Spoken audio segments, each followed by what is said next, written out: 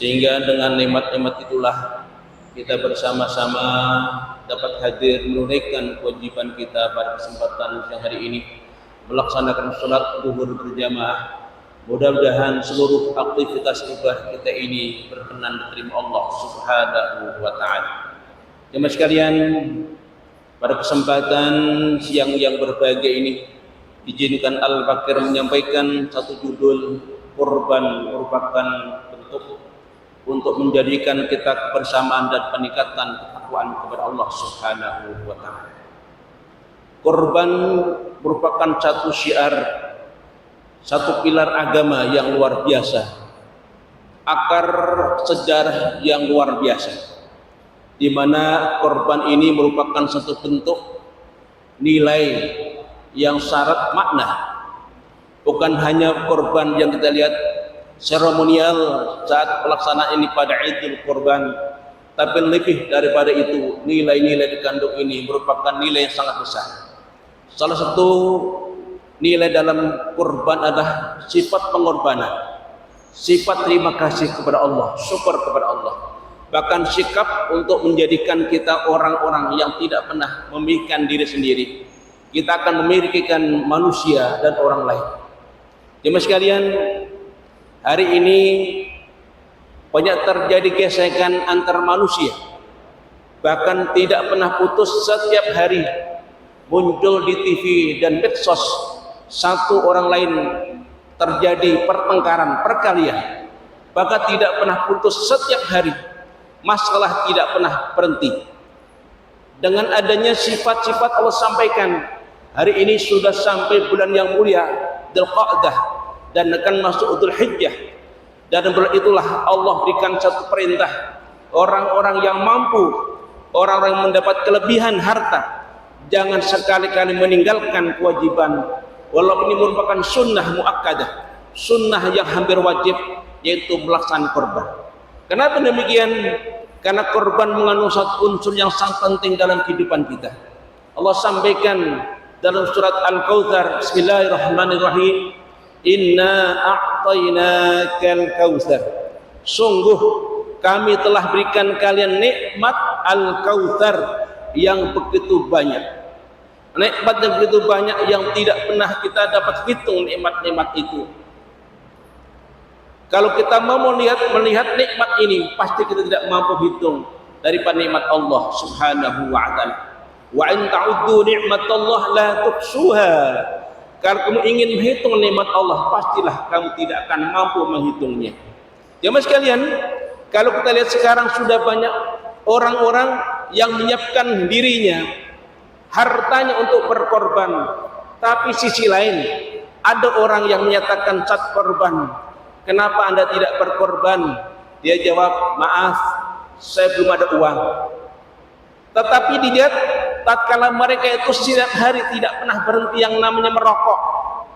Merokok mungkin bukan satu batang, mungkin satu bungkus. Satu bungkus kita ambil contoh, harganya mungkin 30.000, kita ambil contoh. Satu hari mungkin seminggu, dikalikan sebulan, setahun berapa kali? Mungkin satu rokoknya dihabiskan itu bisa untuk berikan kambing lebih pada itu. Tapi ditanya, kenapa enggak mau berkorban? Maaf, saya hari tidak punya uang. Sangat ironis ini terjadi. Kenapa demikian? Karena korban tidak berikan satu motivasi untuk melaksanakan perintah Allah. Cuma syarabnya orang-orang yang kelebihan hartanya. Tetapi mohon maaf, di samping sebelah sana banyak orang-orang yang miskin, mungkin pas-pasan hartanya, tapi bisa menyisihkan hartanya untuk berkorban. Apalagi orang yang memiliki harta, punya mobil, punya motor, bahkan rumah bukan satu dan dua, tapi tidak berkorban. Al-Iros ini, maka kondisi ini Allah berikan satu petuah, Inna a'tainakal kautsar, sungguh kami telah berikan nikmat kepada kamu. Begitu nikmat yang banyak sekali. Kalau begitu kita sudah mendapat nikmat yang begitu banyak, nikmat harta, nikmat kesehatan, tapi sila yang tidak berkorban, alangkah kita sudah mendustakan Allah Subhanahu wa Ta'ala. Kenapa demikian? Karena ini merupakan satu landasan yang sangat luar biasa di Allah. Ketika sudah mendapatkan harta itu, Allah minta dua, fasolli, Hendalah kamu sholat, hambakan dirimu kepadaku, tunduklah kamu kepada aturan-aturanku. Kalau kamu sudah tunduk dengan aturanku, dengan beberapa domain syariatku, yang kedua wanhar, dan berkorbanlah kalian. Para ulama nyatakan fasolli ini, sholatlah kalian adalah sholatul idul adha, sholatlah kamu mengerjakan sholat idul adha. Wanhar, selesai itu langsung potonglah hewan korbanmu untuk mendapatkan syukur kamu kepadaku, kepada Allah Subhanahu wa ta'ala. Jemaah sekalian, tatkala kita sudah termasuk orang-orang yang mampu mendapat kelebihan harta, sa'atan lahu, tapi tidak berkorban, kata Rasulullah. Kata Rasul menyatakan, man kana lahu sa'atan, barang siapa mendapatkan kelebihan harta, falam yudhi, tapi hari itu dia tidak berkorban, fala taqrabanna musallana, jangan sesekali kau mendekati tempat-tempat ibadahku. Nah, dengan kondisi ini, kalau hari ini kita masih ada kemampuan lebih dan bisa berkorban, tapi tidak berkorban dengan bermacam alasan, maka kata Rasul, Allah ancam, tidak patut orang itu yang ada kelebihan, ada kekayaan tapi tidak berkorban dekat dengan tempat ibadah. Dengan demikian, korban merupakan satu bentuk ibadah ritual sepertinya, tapi mengandung suatu nilai yang luar biasa kepada kita. Bahkan Rasul menyatakan, innallaha kataba ihsan ala kulli syai', dan Allah itu mewajibkan manusia untuk berlaku ihsan, berlaku baik kepada seluruhnya. Ketika Allah sepadatkan semuanya ini untuk melaksanakan kebaikan-kebaikan, maka kata Rasulullah, kalau kamu ingin melaksanakan membunuh binatang, ahsinu bidzibha, hendaklah kamu potong binatang itu dengan ihsan, dengan baik. Bagaimana cara? Wal yuhish syarfratahu, hendaklah kamu siapkan pisaumu dengan pisau yang tajam. Kenapa demikian? Tatkala kita sembelih hewan korban yang kita miliki ini, hendaklah jangan sampai itu binatang merasakan sakit dengan pisau kita. Bagaimana salah satu untuk tidak merasakan sakit dengan pisau kita? Kata Rasulullah, hendaklah kau asah pisau itu dengan tajam. Tatkala kau ayunkan sekali, langsung leher pun terpental, langsung terputus, dan sejak itulah kamu sudah melaksanakan ihsan kepada Allah Subhanahu wa ta'ala. Kemudian kalau kita sudah berkorban, apakah kita dibolehkan, kita boleh makan hewan korban kita korbankan ini? Ada dua pendapat. Tatkala kita melaksanakan korban sunnah, udhiyah sunnah, arti udhiyah yang tidak ada sesuatu nazar, saya ada kelebihan harta, saya akan korban sunnah. Tidak sunnah korban itu kepada orang-orang yang melaksanakan korban, maka kita diperkenankan memakan hewan atau daging daripada hewan korban yang kita korbankan. Tatkala kita berkorban dengan nazar, ada satu tujuan.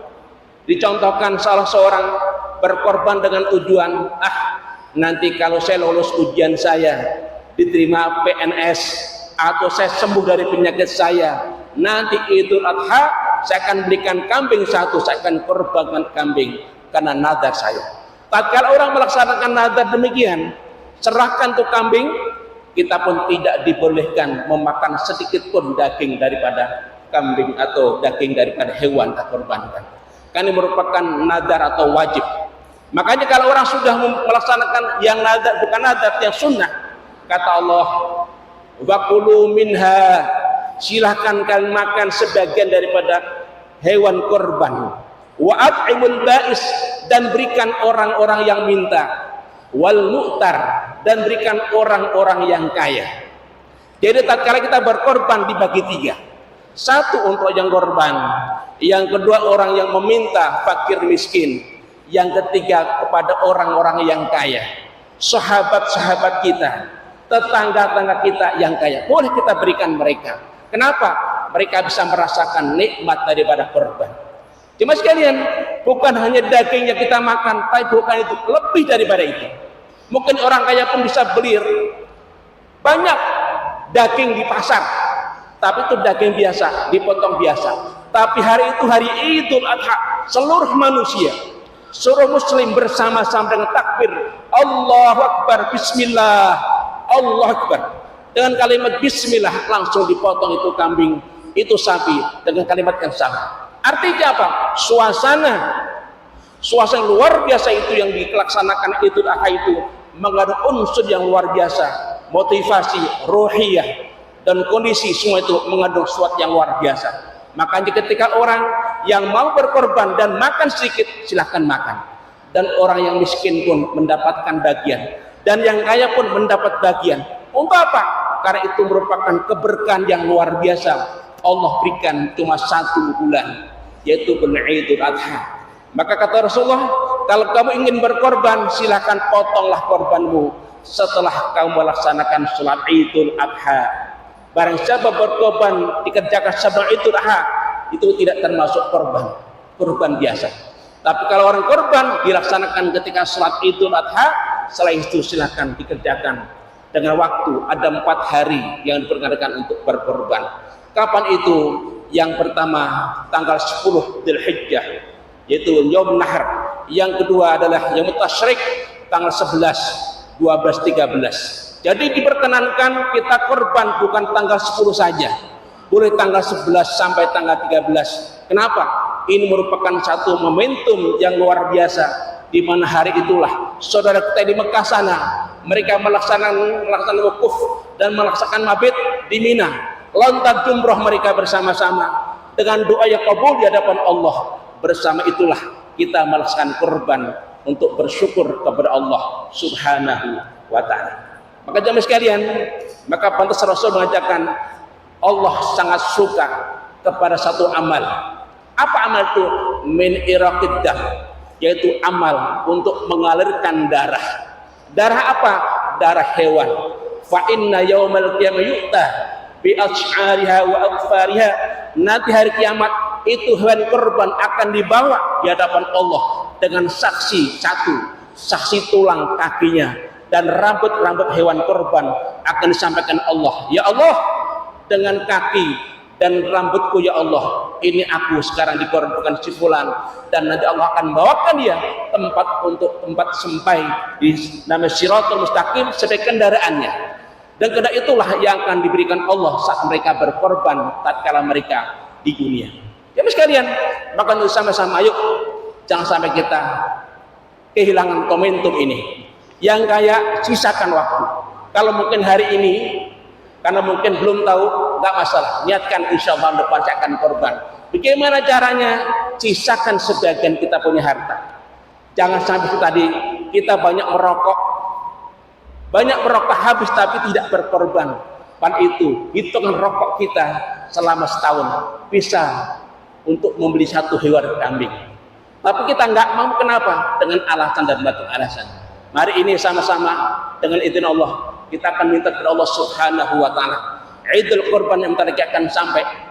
Allah berikan kita kemenangan, keluasan waktu dan rezeki, dan insya Allah tahun depan kita akan melaksanakan kurban.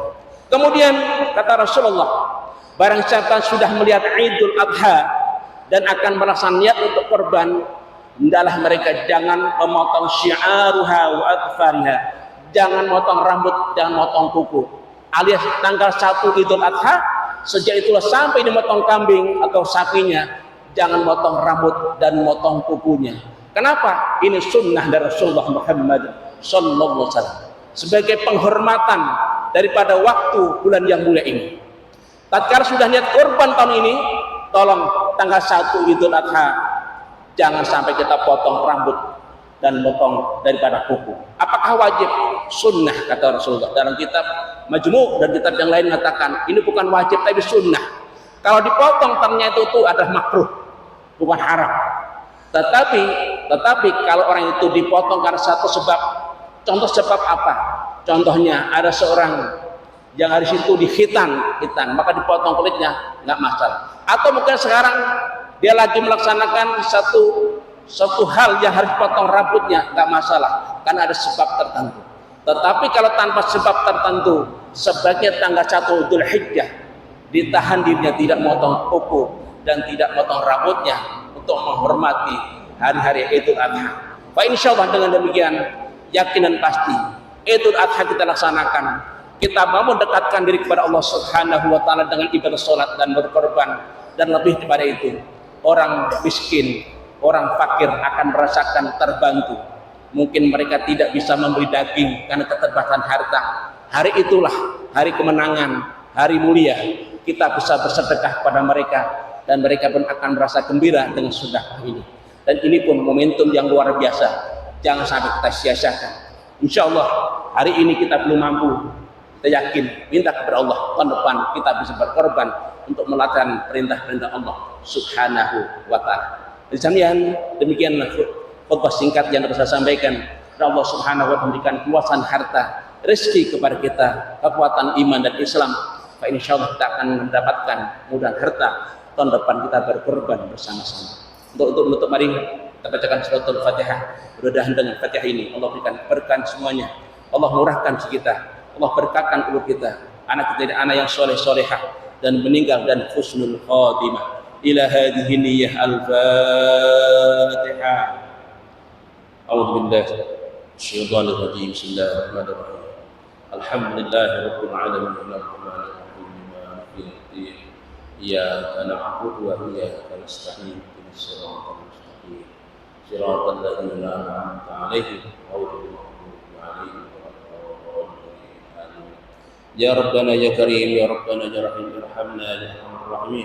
Allahumma haqqil Fatihah wa bisyidil Fatihah wa bi'azamatil Fatihah ya faril ham ya kashifal gham ya mu'ti yaghfir yarham ya dafi'al bala ya Allah ya dafi'al bala ya Rahman ya dafi'al bala ya Rahim. Da'wahum fiha subhanakallahumma wa tahiyyatuhum fiha salam wa akhiru da'wahum alhamdulillahi rabbil alamin. Demikian saya sampaikan dan mohon maaf atas kekurangannya. Assalamualaikum warahmatullahi wabarakatuh.